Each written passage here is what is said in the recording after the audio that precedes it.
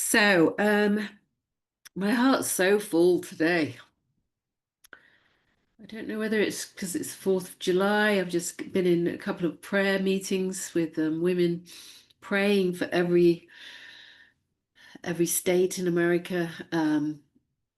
There's something, as evil is growing, so is the goodness and the presence of God. And it's so important that we keep our eyes on both, but mostly on the Lord, mostly above the storm.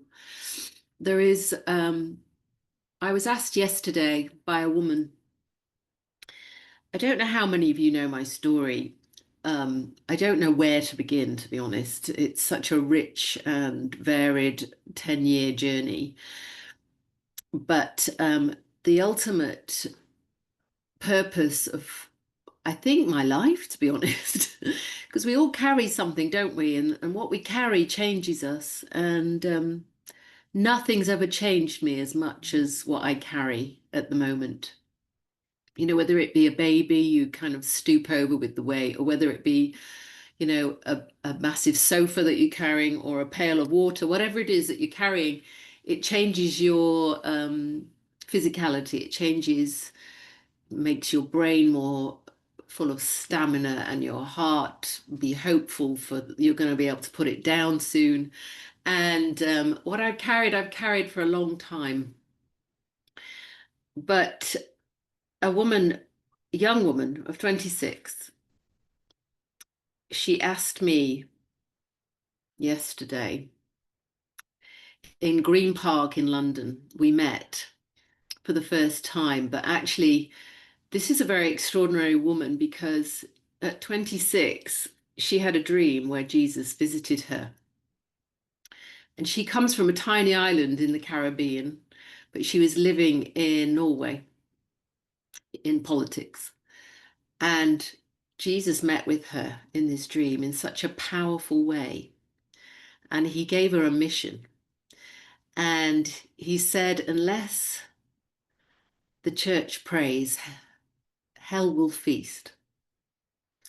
And he said to her, you must go to this particular place. And he gave her a map. He gave her landmarks. And she wrote it all down when she woke up. And she said it was the most profound life. It was so powerful. And the Lord said, I want you to get on a plane and go to London. So she did. She obeyed. Her husband thought she was mad. And she got to London and she started looking at this map with a friend who lived in London. And they realized that where Jesus had shown her was the district line. And the district line is where those three horses ran when they ran amok through London. And anyone who is prophetic knows that that actually was a prophetic sign. And I personally felt that it was the Lord saying to us that the white horse, the black horse, and the red horse are all in play. And this young woman, she plotted her way through London based on what Jesus had said to her. And he said to her, you must find the battle strategy for what's coming. And he gave her the name Julie or Julia. That's what she thought she heard. And she found herself at St. Mary's Woolnoth, where my exhibition of World War II paintings are. And she walked in, and Jesus was so specific with her. He said, don't be any later than 1 o'clock.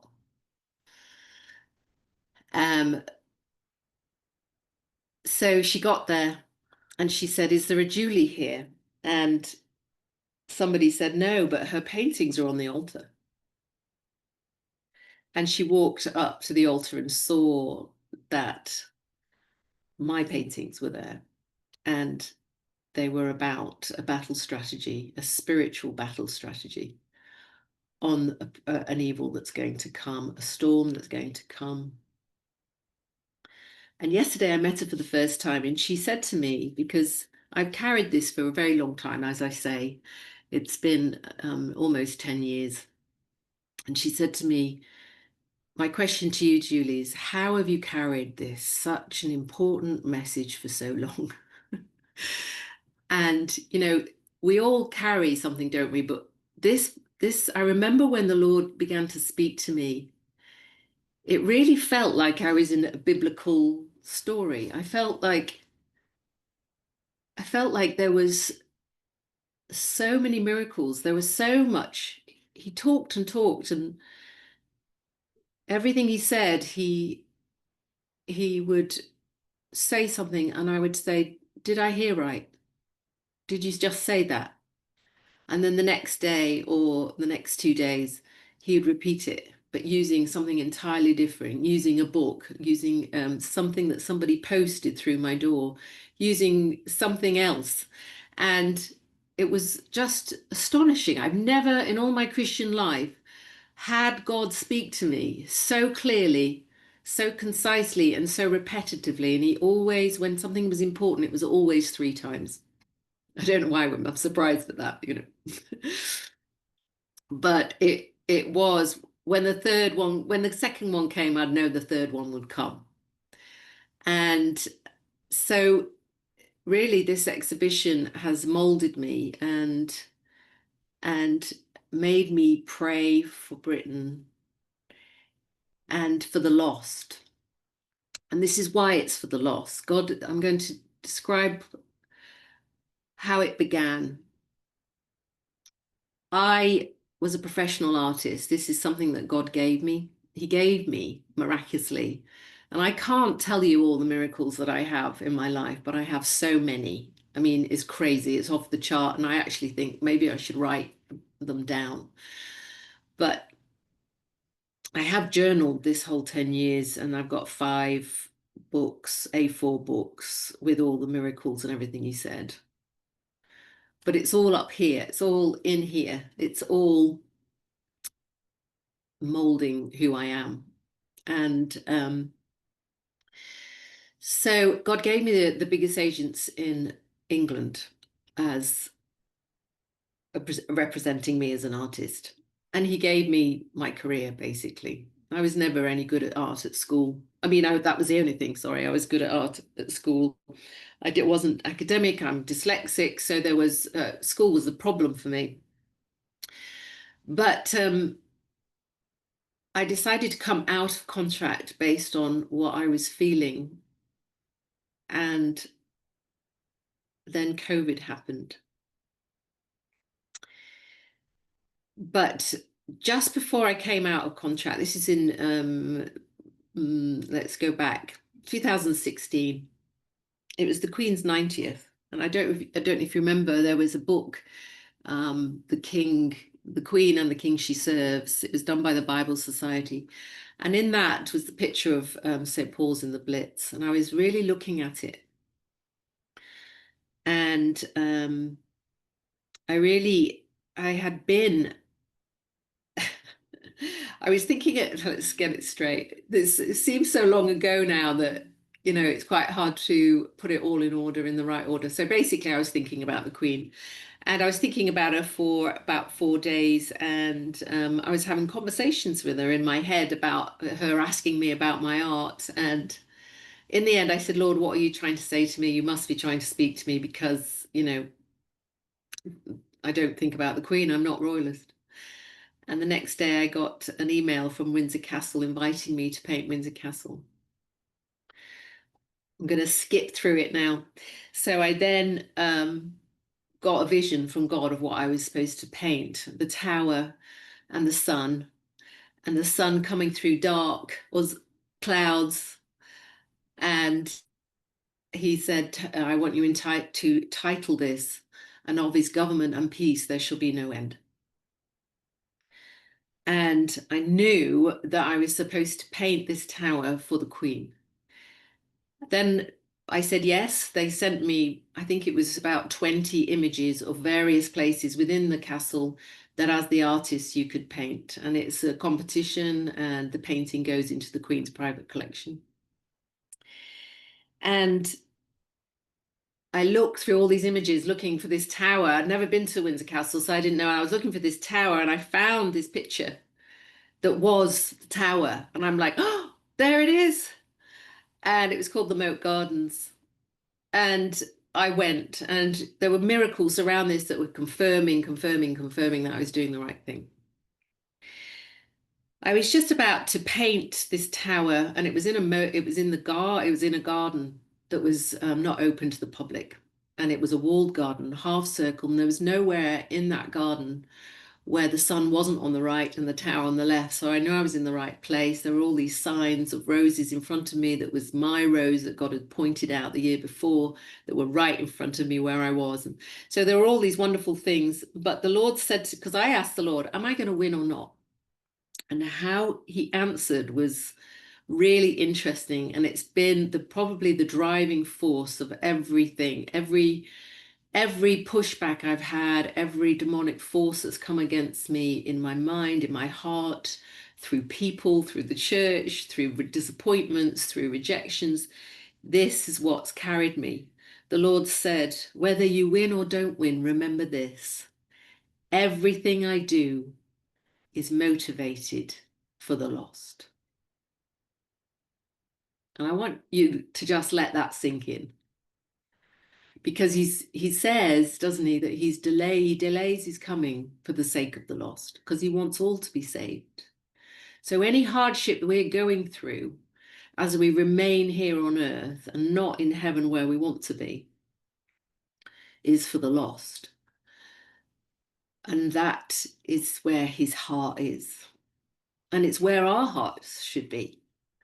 We should be constantly praying for those that God has brought into our lives, the people that we know, the people that are our friends, our relatives, the people we meet at the register counter or in the supermarket, and this is so important for him, and it should be important for us.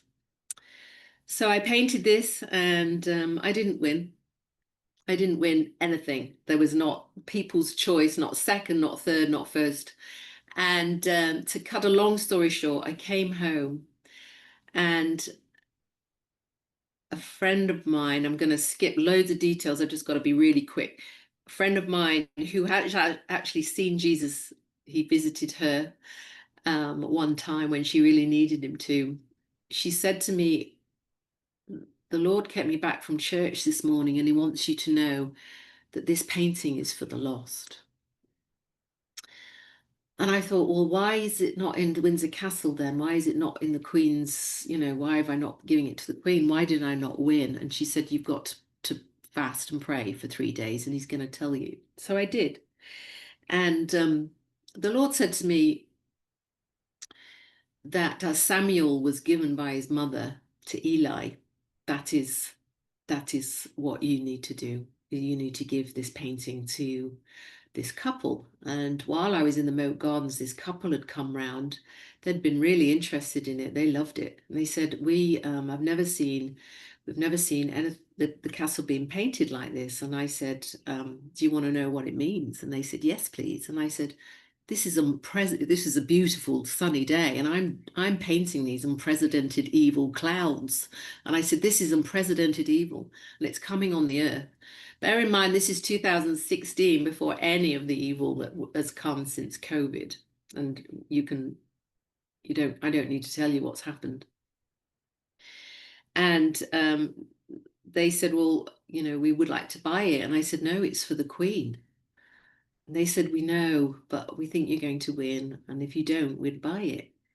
But so I'd come home not being able to get hold of them. But the photographer for the royal family came up to me and said, I'm sad that you didn't win. You should have won. And I said, this couple, and she said, that's the superintendent of Windsor Castle. And he lives in Windsor Castle, and his wife. And so I'd come home, and I got this email address of them from this photographer. And the Lord said to me, they're going to invite you, you're going to give them the gospel, you're going to sit at their table, and you're going to pass the letter that I'm going to give you to write to the Queen and this painting. So I did. All of that happened. They did invite us. We went in, we stayed a night in the castle. We got a midnight tour of the castle. And there were so many things around this that God was confirming. Just countless things that were precious for me, where I knew I was doing exactly, I was right in the center of God's will. What a wonderful place that is to be, right? And I came home from all of it. I gave him the gospel. I left the letter, and in the letter really was for the Queen. And that was in 2016. I came home, and 2017, the Lord said to me, this is January. I was in Windsor Castle, November, and the Lord said, I'm not done yet. I've got another commission for you. and I had this really, really strong feeling that I was meant to be very connected to the royal family. And I thought it was the Queen. I was going to speak to the Queen. I was going to, but I was looking at that book of the Queen's 90th with St. Paul's and the Blitz. And so I'm coming back now to that point. And it was stirring inside of me because it was representing the goodness of a church that was under attack. But my agents at the time, this is before I came out of contract, the agents at the time said, I want you to paint butterflies, and I really didn't want to. So I came down the hill to look for butterfly books, but there was a noble theme stirring inside of me, and I was ripe, let's say, to hear God's voice. I'd been fasting and praying for 3 weeks, and I went into this charity shop. It was an Oxfam shop, and I was looking around. Suddenly I saw this World War II book. It was very big. And I pulled it down. I said to the Lord, what do you want me to paint? And I opened it randomly. And there was St. Paul's in the Blitz. And it said, this church that represented Christendom was almost destroyed. Everything around it was almost destroyed, but it stood out as a beacon of hope. And I knew God wanted me to paint that. And as I bought the book and went up the hill, butterflies had flown away. And I knew as I was walking up that hill, God said, I want you to paint a whole series of paintings where the hope lies in war. And I painted St. Paul's, and every single painting that I painted 9, but St. Paul's was the first one. And the Lord spoke to me as I painted every single one.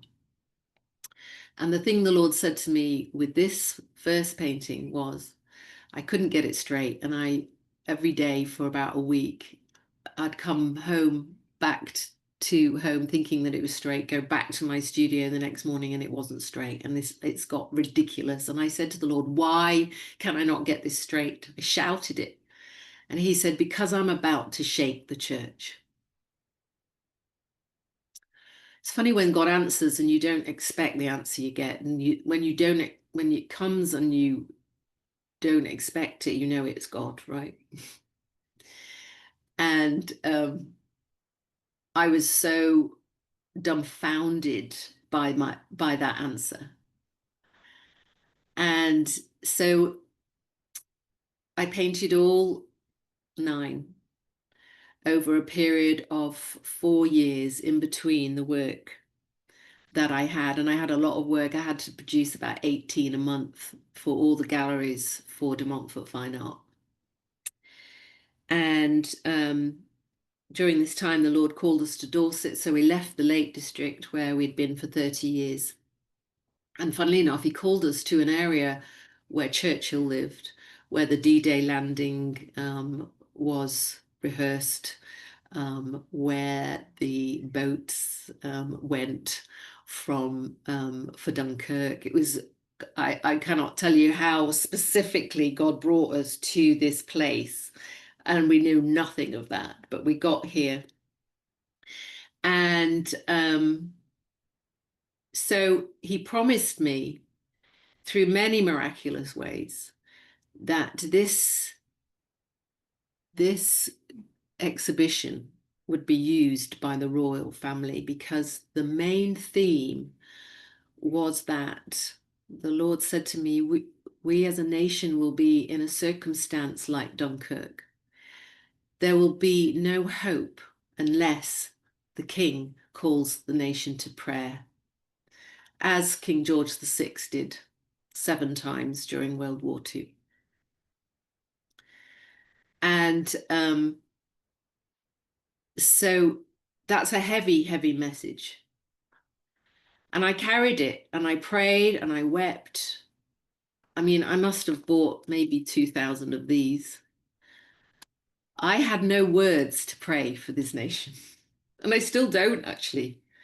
I'm really pathetic when it comes to verbalizing a prayer, because it's all liquid prayers. It is tears, tears, tears. But those who sow in tears will reap, right? And the Lord promised me so many things. He said, people of importance will see these paintings. He said, they're tall. He said, you will be given a voice.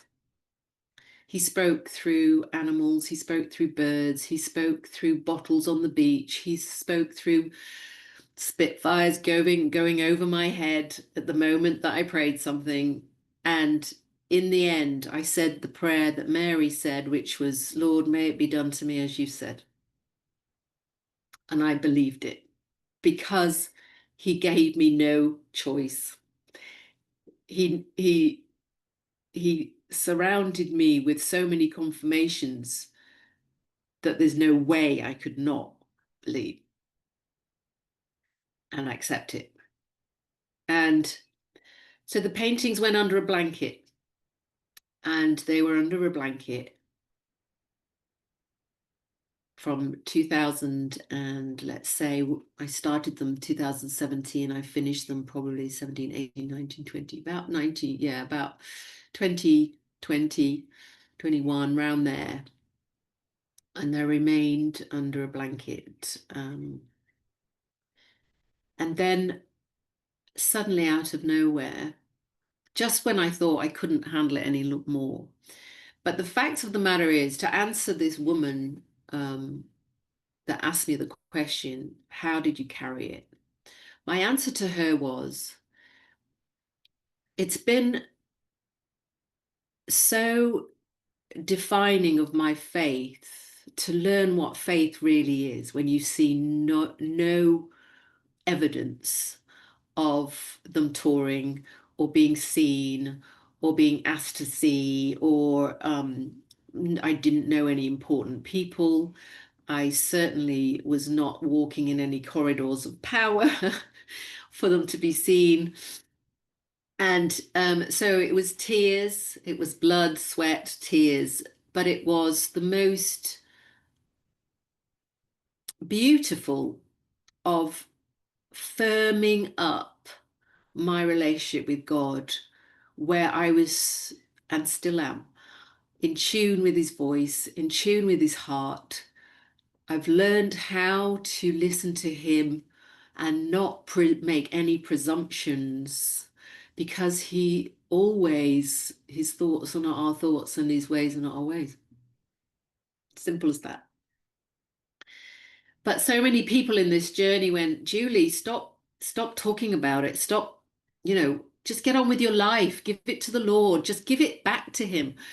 And it would drive me mad, because it would be like, well, do you not think that I haven't given it to him? I have to give it back to him every single day, because every single day it weighs, presses on me. And people kind of didn't like the fact that it was pressing on me, because they were like, well, it's ruining your life. You're no fun anymore. And honestly, I've lost friends, but most of them were non-Christian friends that wanted me not to be. And one of my friends said, "You're a goody two-shoes, and the world needs the Julie you used to be." These were the things that were said to me, and So there's always a cost for carrying something that's important. But the confirmations, like this woman having, there were many confirmations, but like this woman having a dream when Jesus tells her to come, these sort of things happened, but they began to happen, and this is how they came away from being in this blanket. Many people had said that they could help. I met people who knew the Queen's Lady in Waiting, who were head of security for 7 years, who were the waiters for the royal banquets. I mean, I'm not joking. The Lord brought so many people to me who knew the royal family or could tell the royal family. I met the um, the woman whose mother was the Queen's bridesmaid, but even she did not want to speak. And it was the most frustrating thing. And I kept on saying, Lord, why are you torturing me in this way? But it was very much the Lord was saying, I'm just letting you know that when the moment comes, it will happen. But I'm bringing you all these people just as a confirmation. So, so this is how it came out.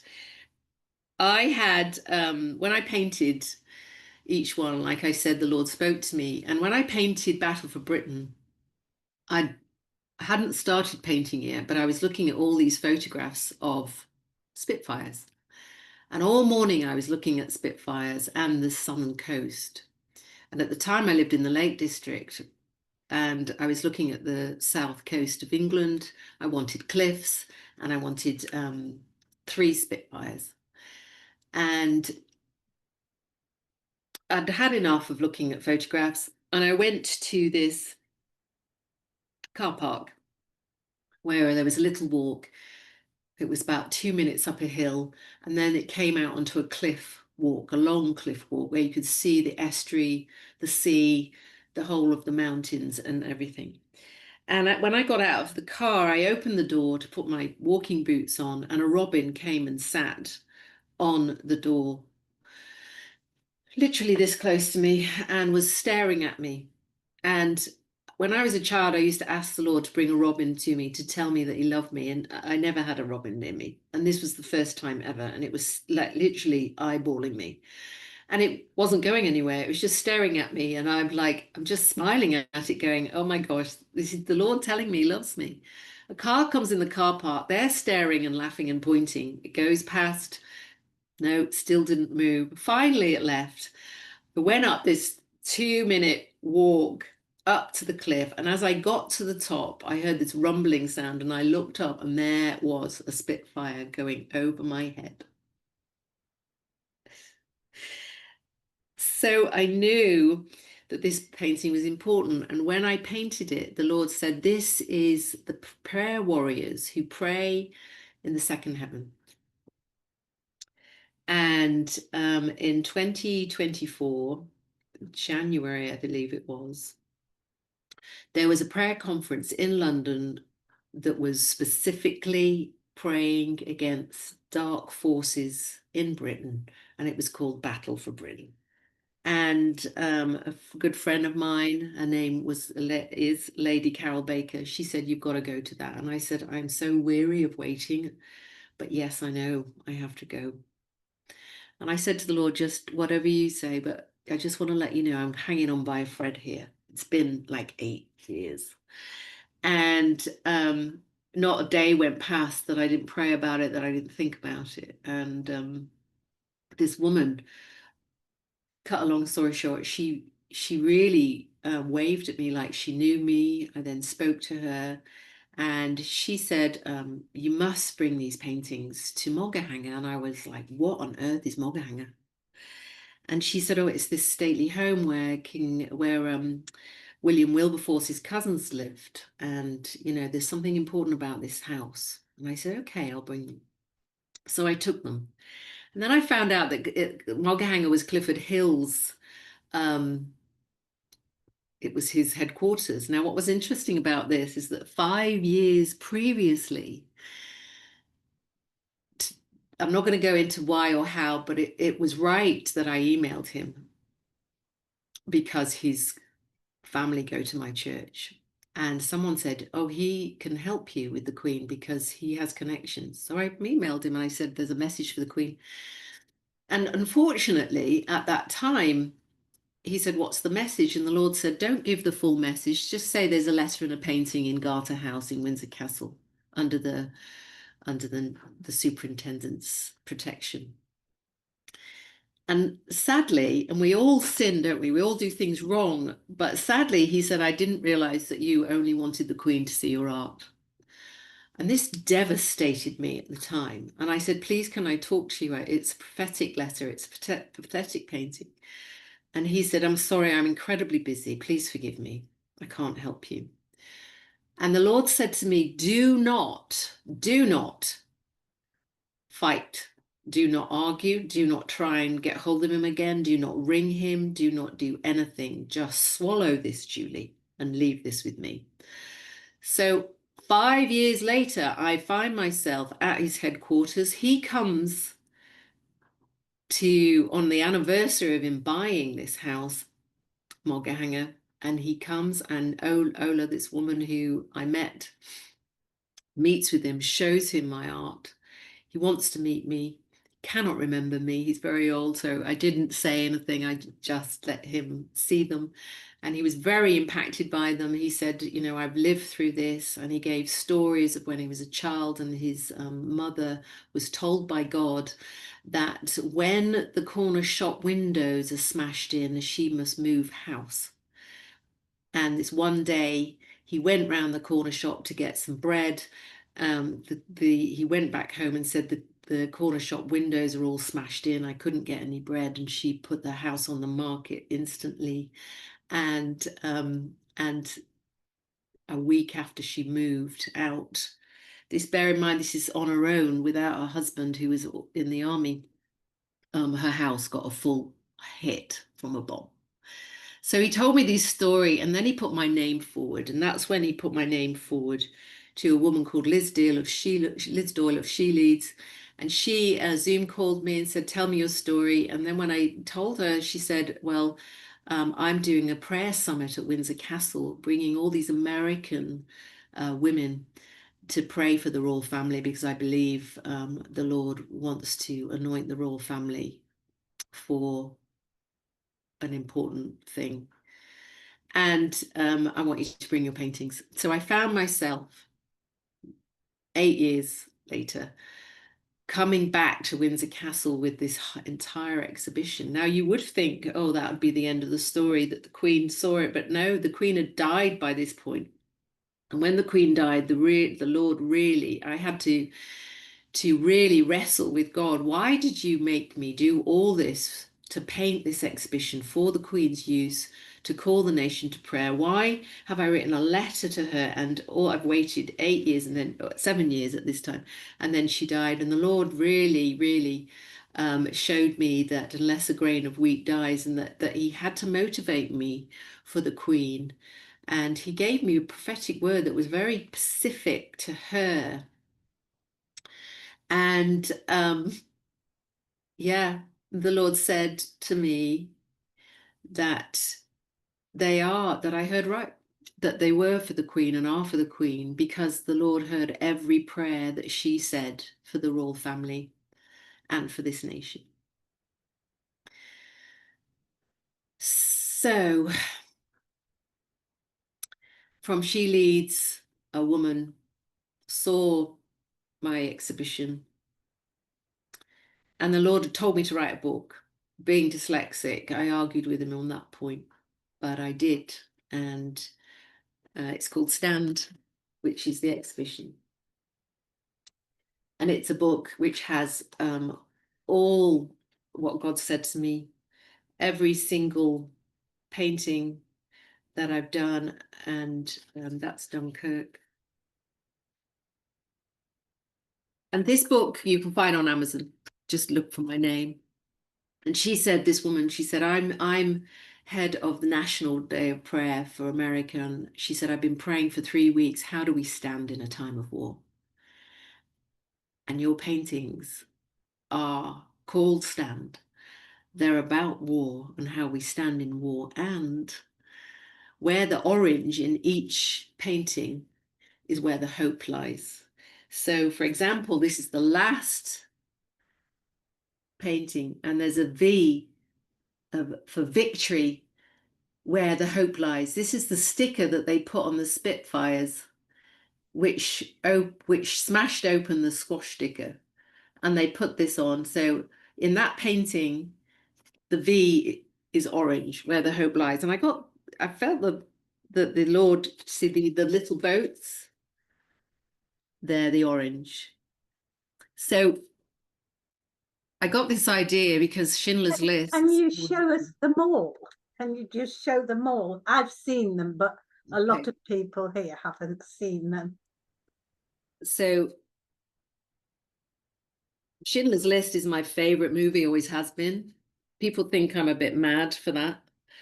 But in Schindler's List, there's a girl with the whole film is black and white, but there's a girl with a red coat, and it really stands out. And yeah, it's really a powerful image. So this is where the hope lies, in this orange cross, which is going to bleed down into the church. So this is the one, this is really the bookmark. It's the beginning of the theme. It's the theme for the whole exhibition, which is stand. How do we stand in a time of war? And it's not just, I mean, it could be a physical war, but the Lord did not say a war. He said a storm. He said an unprecedented evil and a storm. Now, I do believe that actually it's probably going to be war. It's probably going to be the uprising of Islam. It's probably going to be Russia. It's probably going to be many things. Probably the internet will go down, probably an economic crash. All of those things, when you put them all together, will create the biggest storm. This is D-Day, and this one is the first. And the Lord told me that they go in the armor of God. And I had to sit with them all in my lounge and ask the Lord, which one is the first one? The belt. Because the belt of truth, if the belt of truth is not in place, if truth is not in place, how will we be able to stand? And they, in Thessalonians it says, they did not love the truth, and that's why they were deceived, because they did not love the truth. So the truth, the Lord said to me, is this painting. Because when I painted it, I asked the Lord, where does the hope lie in such a devastating image? And he said, the hope is in the blood of the men that gave their lives. And the Lord said it was revelation. They defeated Satan by the blood of the Lamb, by the word of their testimony. And they did not love their lives.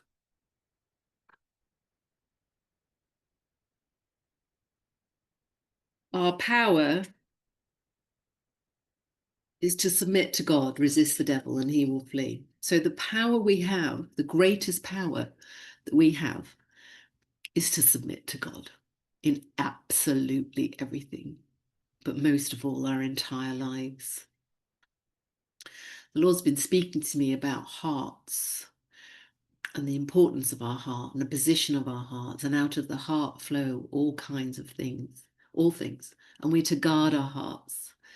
And the Lord does not look at our outward appearance, he looks at our heart. And King David's heart was looked at, and when he sinned with Bathsheba, he said, create in me a clean heart. Out of the heart, the mouth speaks. The heart is at the central to who we are. And our hearts really are where our surrender is, and the product of surrender is obedience. Jesus said, if you love me with your heart, you will obey me. And Jesus in the Garden of Gethsemane loved God so much that he obeyed. He gave his life. And that is what God is asking of us to defeat Satan, is to surrender.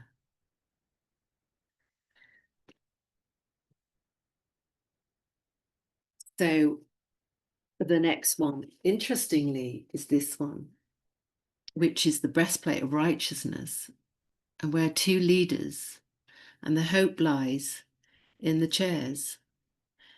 They're listening. This is America listening to the prophet. The Lord told me 3 times that Churchill was a prophet. He knew we had to go to war and not have peace with the enemy. And we cannot make peace when we have our head in the lion's mouth, right? That's what he said.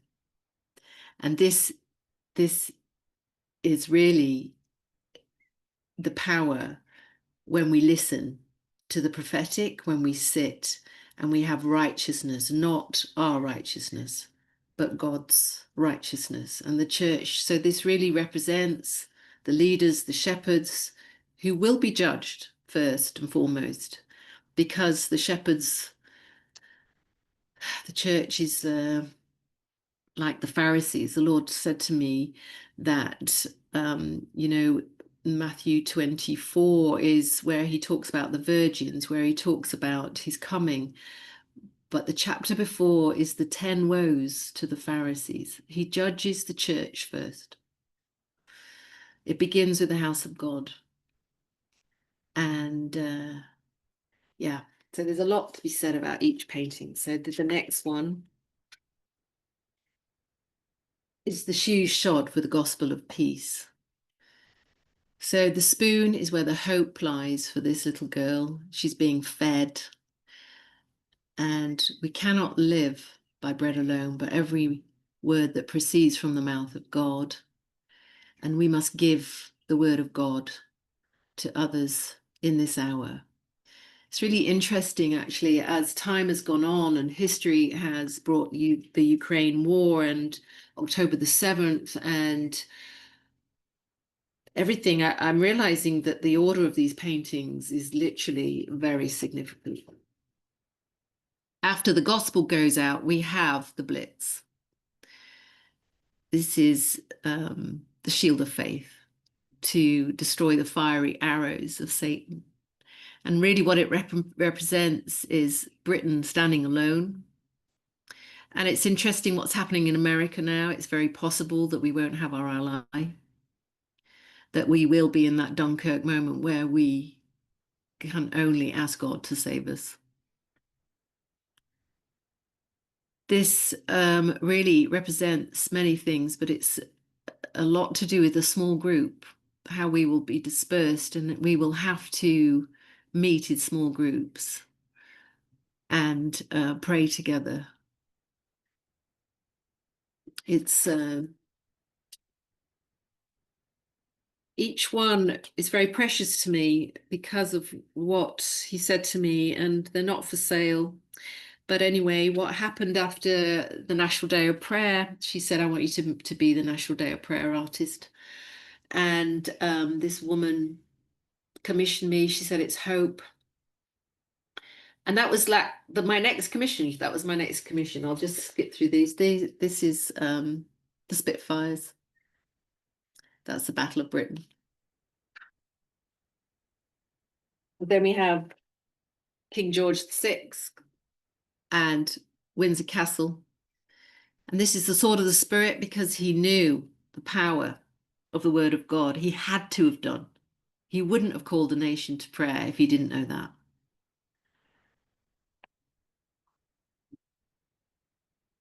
Then we have Dunkirk. So this is, I took 3 images of Dunkirk and put them all together.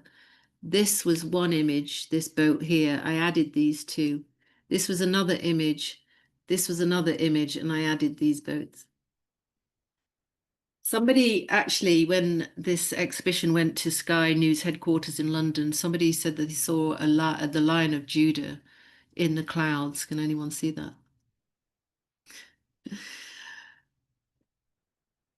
it's really interesting, this exhibition. The Lord, I have so many stories, so many things that have appeared in these paintings. It's just off the chart. It really is miraculous. I mean, I could probably speak for about 6 hours on this, or maybe even more. So after Dunkirk, so these boats really represent the prayers and the revival. And the last one you've seen, which is the victory. So the victory and St. Paul's are the bookmarks which carry in between the armour of God. And I'll just say this before I put the book down. I thought I'd finished, and I had 2 dreams back to back.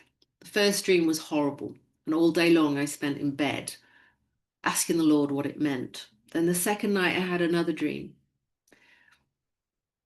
and the first dream made sense, and the second dream told me that the Lord wanted me to write in my book about Israel and the importance of Israel being where the Lord is returning to, and how we cannot say, this was one of the things he said, the church cannot say, I have an Esther anointing and not love the Jews. So I put everything in the back of the book. And so anyone who buys this book, you will get the conclusion at the end, which is all the Bible verses on why Israel are God's chosen people and will never, ever not be, and how we must recognize who they are. So after being commissioned to do the National Day of Prayer, which some people may have seen, and if you were at Kathleen Mitchell's conference, I did bring a poster of what I painted, and what I painted for this it's a whole nother story in itself. But why I want to show it to you is that the Lord insisted that I put a heart on his chest. And in his heart is a flame. And in the lampstands on the shoreline, they are lit. And there's much I could say about this painting, but I'm going to just stick with that. Because the lamps, you know, in Revelation, I argued with the Lord and said, how many shall I light? Because not all of them are lit. It seems that way, at least to me. And he said, light them all, Julie, because I want in my heart for them all to be lit. And we're back to that. We're back to the lost. We're back to his heart for the church. And there's a Bible verse that I believe I need to read. 1 Corinthians 4 verse 5, therefore judge nothing before the appointed time. Wait until the Lord comes. He will bring what is hidden in darkness to light and will expose the motives of men's hearts. At that time, each will receive their praise from God. I believe that a lot, and I've been there, I've done it, we all have, where we criticize the church, we moan about the church, it's not in the right place. Wet Welby, I've heard him called, I've said it. You know, if we prayed for the church as much as God wants us to, instead of moaning about them and criticizing and judging our brothers and sisters, yeah, I think the Lord have returned because the lost would have come in. And I think this is one of the things that we need to grasp today and always, is that the Lord's heart is for the church, all the lamps, the 7 lamps to be lit, for the church to be ready for the bride. And so here is the painting. It's 5 foot by 4. It's in my studio. It didn't go to America. There's many things that are happening right now that are very confusing to me. But you know how Paul said, we're pressed in on every side, but not crushed. We're perplexed, but not in despair. I'm very perplexed right now because the Lord's hiding me. So he released me to do this painting, and then the exhibition stand started touring. It went to the Emmanuel House. One painting went into Parliament. They went to the ARC conference, which is the Jordan Peterson conference at Excel in London. They went to Sky headquarters. They went to St Mary's Woolnoth, which is where that woman came. That's the church in London where what's his name? The guy who wrote Amazing Grace. It's gone from my head.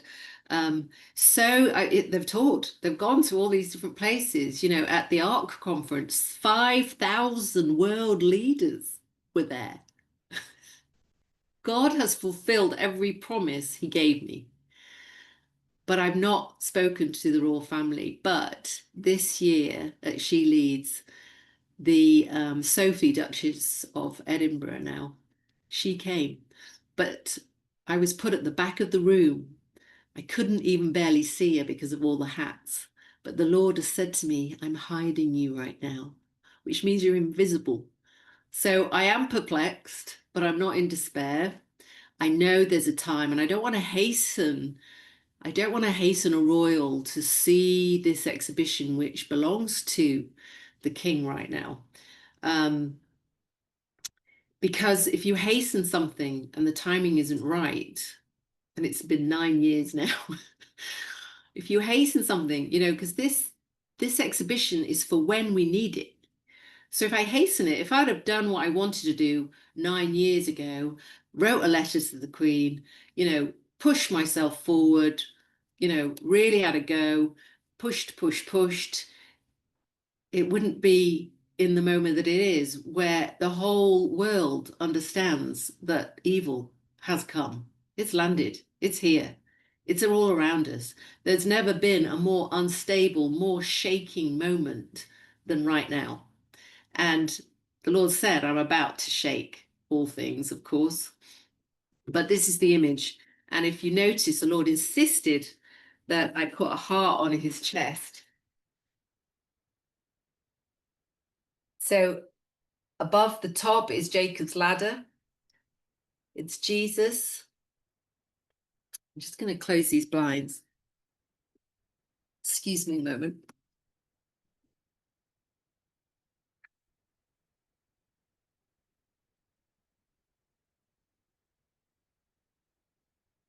Jesus, he's in a storm. He's on the sea. The lamp stands. He's coming for them. He's coming for us. We're all lit, all the churches, every single one. And he said, light them all. That's where my heart is. And you see the heart on his chest.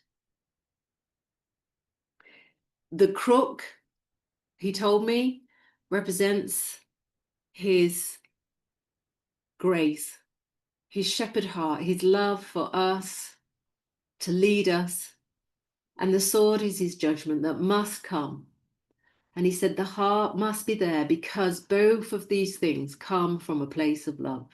His love is what drives him to have to judge, and his love and grace.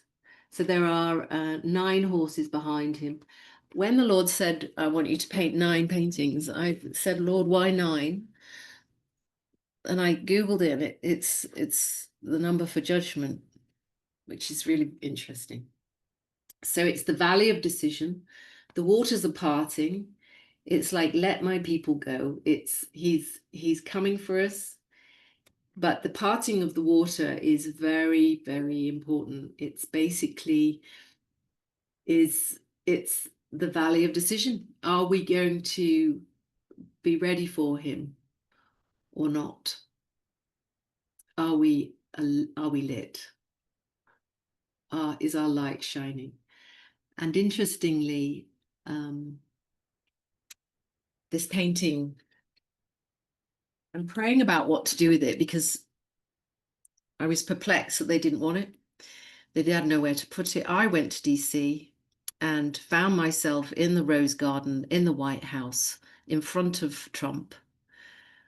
And that was not through the National Day of Prayer. It's through some other woman that God gave me as a connection 5 years earlier.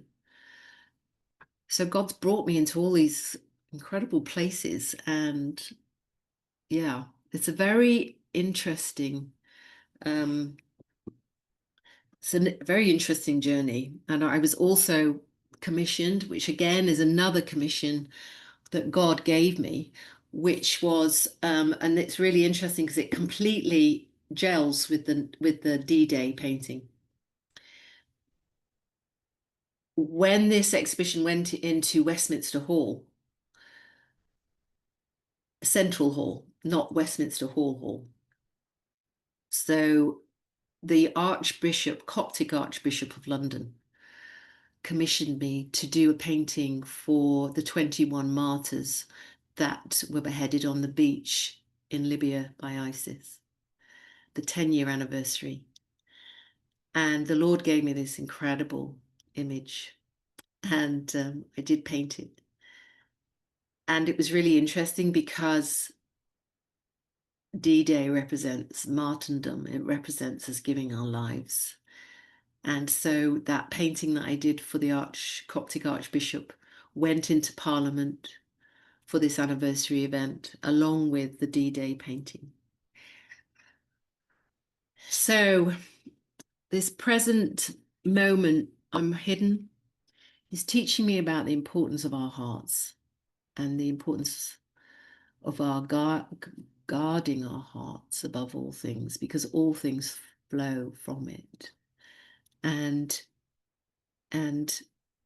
I can honestly say that even in this hidden moment, I've found peace because of all that's happened. And as we get a bit too busy, we lose connection with the Lord, and I had. And he's bringing me back to plumb. He's readying me and my heart to understand how judging others really corrupts our hearts. And the last thing I suppose I should say, we're at 5:30. Can't believe I've spoken for an hour. I didn't think I was going to be able to do that. There's so much more I could say, but I'll just read this. The king's heart is in the hand of the Lord. He directs it like a watercourse wherever he pleases. So my husband and I are very much living by faith, and we have a page where you can help us give to this ministry for when I'm invited. I think I'm on pause right now, but I did notice somebody said, where is this exhibition now? So the next, I've got no invitations apart from one, and this is how it happened. A woman rang me out of nowhere and said, I've seen a picture of a wheat field. Can we use it for our Christian magazine? How much will you charge? We got talking, she rang me. I told her about this exhibition. She said, I'm going to buy the book. She read it. She rang me back, said, I really want you to bring your paintings to my church. And I said, where are you? And she said, Alathwaite. And I'm like, I cannot believe this. Because honestly, 15 years ago, my vicar said, you're a leader, Julie. I said, no, I'm not. And he said, I want you to go on this leaders course. And Alathwaite was where it was. And there was a stained glass window in that church. And I saw it, and God spoke to me, and he said, this is you, Julie. And it was a woman behind her. And I've just kept the image. But that's the church. And the Lord's taking me all the way back to that church. And it's actually, we found out, the church that my husband's great-great-granddad was the vicar of. And it's in the Lake District. And it's a tiny little village. but I am, this is on the September the 6th and 7th. I'm painting live on the Saturday night. The exhibition will be in church. I will be giving my testimony, and then on the Sunday, I'll be speaking about the exhibition. So that's where it is next. And I'll leave it there. I hope you've enjoyed what I've given you. I literally have no notes. I was relying completely on the Holy Spirit, which is the way that God always asked me to be. So thank you for having me. It was absolutely fascinating, wasn't it? I'm sure everyone's everyone's been really blessed. And what I'd like you to do is to put down where people can, continue to make contact if they'd like the pictures in their church, or if they would want to commission something, or if they would just like to donate to the ministry or whatever. If you could just put those details in the chat. Yeah. And I will say that November the 10th to the 12th, we have a conference with Kathleen Mitchell in the Windmill, and the first one enrolled is Julianne, and so that should be extremely powerful and prophetic. And I believe that, so there's the details at www.juliannescott.com. So this is my website. If you Google me, it'll go to a different website that says it's my official website, but that's America that have done that without my permission. But this is my official website, and here you can see all the images. You can buy prints of those images. There are links for that. You can buy a print of Jesus on a white horse. You can they can buy one of the swing, can't they? Not yet. That will go into print, but not yet. It has been scanned for print, but I'll let you know when that comes out. Also, there's a link for my book on Amazon. So everything you need really is there. And also, Stewardship is the charity that said that they would make a page for me. It's called Stewardship, and it was a very difficult thing because the Stewardship really are a fundraiser for people in ministry. And of course, how do you say what this ministry is? Everyone's, either helping orphans or, something that's, giving fridges to the homeless or whatever. But my ministry is very hard to put down on paper, and I've really struggled with how to write what I do and what God has asked of me, and it is very unique. So, but there is a way that you can give to me just on that. It's called Stewardship, and there is a link. It's quite subtly there, but it is there. Thank you. Well, I mean, your ministry is clearly prophetic, but expressed mostly through your artwork. But, if we just take prophetically, we've learned just from that artwork, what is about to unfold in the world, how to stand, and the armor, and yielding to God and accepting. This week I spoke to a Zoom, a Bible study, and it was about God's appointed times, and it wasn't just the feasts, like the feasts of the Lord that he gave to Israel, but so often it talked about the appointed time. And I learned for the first time,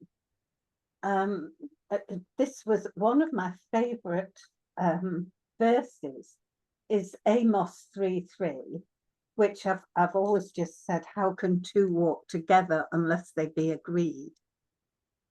And that's about, yielding to God. But in the Amplified, it says, do two walk together except they make an appointment and have agreed?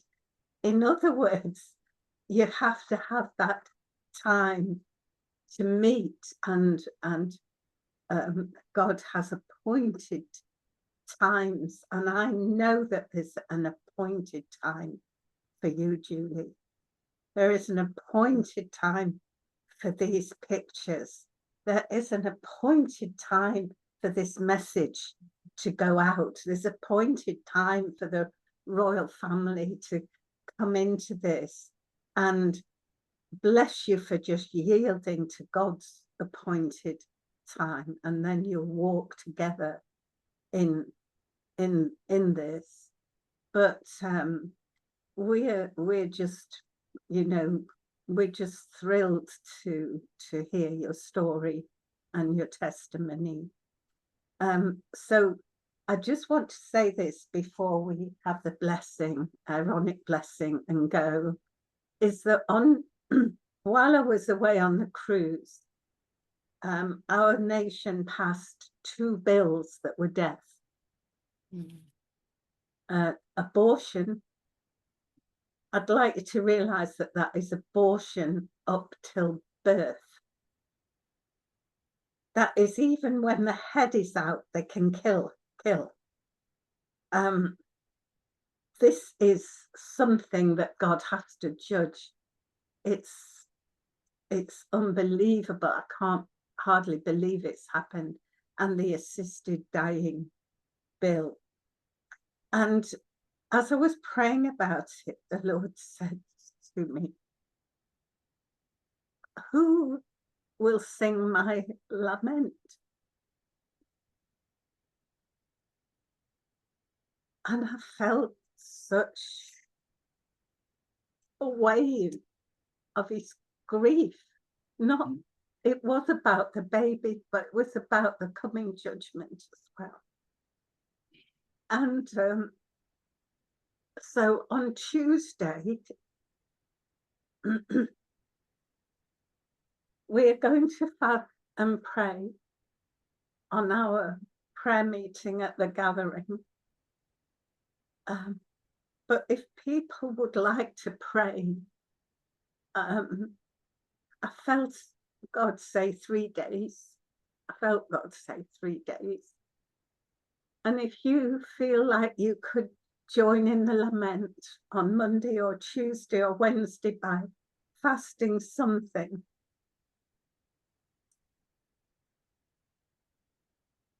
And then Wednesday night, we've got our prayer meeting and we'll pray. We'll pray into these things. So, thank you so much, Julie.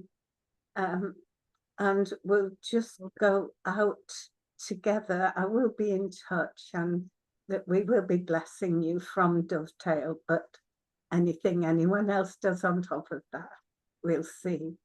You have a very beautiful heart, and we hope you'll come on again and share things with us. But we're going to go out with the Aaronic blessing, because we're coming into Shabbat. Shabbat, Shalom, everybody. And so enjoy, that's a time to enjoy God.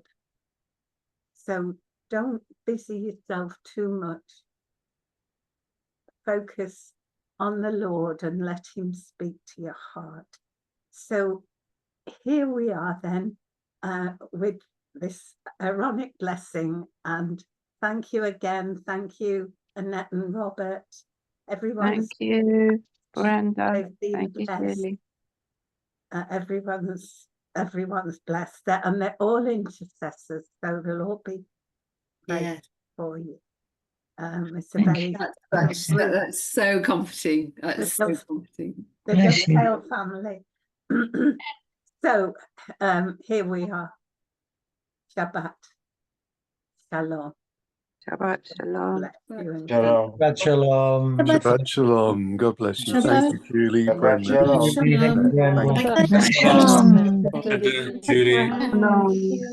Anybody Shabbat shalom. repeat Shalom. Shabbat shalom, beautiful Brenda.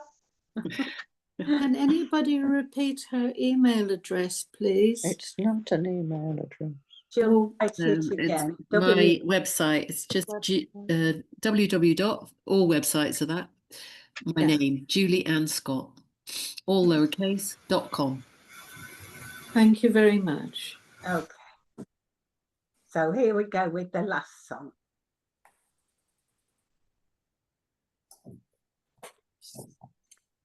We can't hear anything. I can see now it's going along, but we can't see anything or hear anything.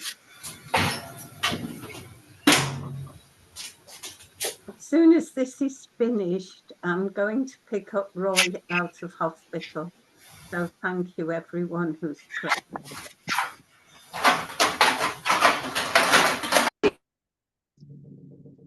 If it's difficult, what we'll do, because it is getting on, instead of that, we'll just let, are you there, Lynn? Are you still there, Lynn? No? Okay, because Lynn sings it beautifully, but I'll Yes, say Brenda, sorry, yes, I was struggling to get myself unmuted, but yes, I am okay, here. so you're going to sing for us, Lynn. Will do, Brenda. Yes. Yevarecha Adonai v'yishmerecha, Ya'er Adonai panav elecha v'kunecha, Yisa Adonai panav elecha v'yasem lecha shalom. May the Lord bless you and keep you. May he cause his face to shine upon you and be gracious unto you. And may he give you his peace. Amen. Amen. Amen. Amen. Thank you so Amen. much. Thank you, Amen. Julie. Thank you, Amen. Annette. Shalom. Thank you. Shalom. Thank you, Amen. Julie. Bless everyone. Thank you, Brenda. Bye.